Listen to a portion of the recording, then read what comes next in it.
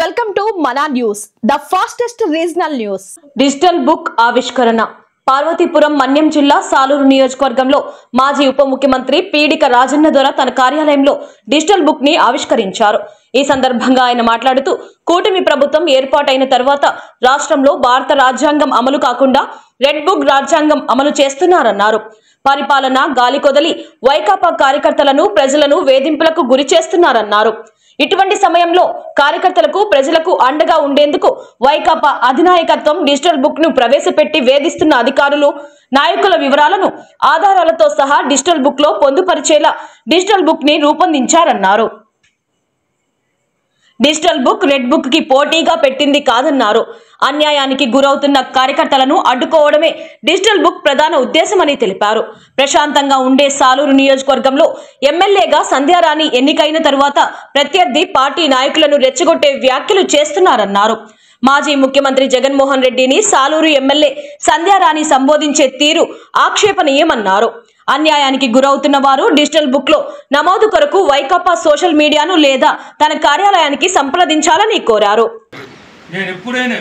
నేను విలేకరి మిత్రుడు శివరాజరెడ్డి చంద్రబాబు నాయుడు గురించి ఈరోజు సంజయ్ గారిని మాట్లాడినట్టు నేను ఎప్పుడైనా మాట్లాడాను.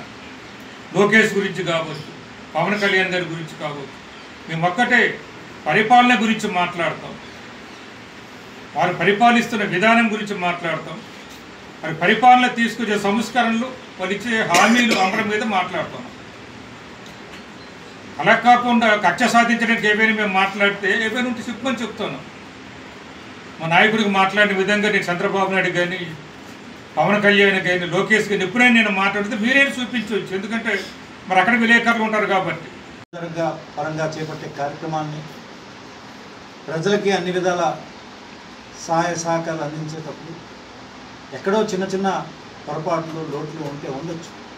కానీ దురదృష్టం ఈనాటి విద్యాశాఖ మంత్రి ఆనాటి ప్రభుత్వం మీద కక్ష సాధింపు పెట్టుకొని రెడ్ బుక్ రాజ్యాంగాన్ని రాష్ట్రంలో మరి అమలు పరుస్తున్నారనే చెప్పక తప్పదు.